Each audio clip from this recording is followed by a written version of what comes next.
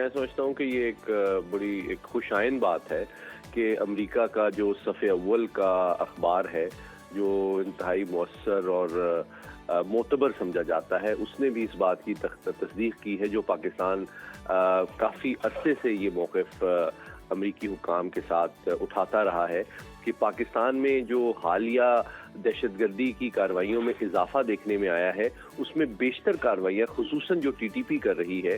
وہ امریکی اسلحے کے زیر استعمال ہو رہی ہیں، اور اس سے تین باتیں ثابت ہوتی ہیں۔ پہلی بات تو یہ ہے کہ یہ بہت ہی غیر محتاط اور غیر ذمہ دارانہ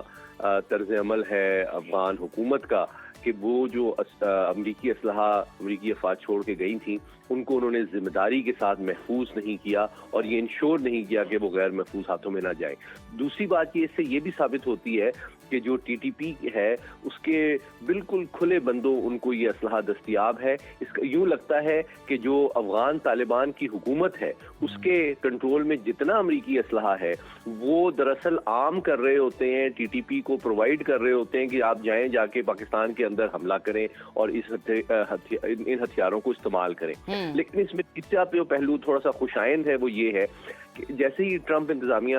برسر اقتدار آئی ہے تو اس نے اس بڑے پیمانے پہ جو بائیڈن ایڈمنسٹریشن امریکی اسلحہ چھوڑ کے امریکی افواج کا انخلا کرنے کا جو فیصلہ تھا اس کو بہت ہی بڑی غلطی قرار دیا ہے، اور بلکہ جو موجودہ امریکی وزیر دفاع ہیں انہوں نے تو یہ تک کہا ہے کہ جو لوگ اس فیصلے میں شریک تھے ان کی انکوائری اور انویسٹیگیشن ہونی چاہیے، کہ کیونکہ اس کے نتیجے میں دوبارہ سے افغانستان اس خطے اور عالمی امن کے لیے ایک دہشت گردی کا مرکز بھی بن گیا ہے۔ بلکہ میں آپ کو یہ بھی بتاتا چلوں، جو موجودہ امریکہ کی ڈائریکٹر آف نیشنل انٹیلیجنس ہیں تلسی گبال، انہوں نے ایز اے کرنل 23 سال امریکی افواج میں سرو کیا ہے اور ان جگہوں پہ وہ پوسٹڈ بھی رہی ہیں۔ انہوں نے بھی یہ کہا ہے کہ یہ جو اسلحہ اتنے بڑے پیمانے پہ امریکہ میں امریکی افواج چھوڑ کے گئی تھیں اور جو اب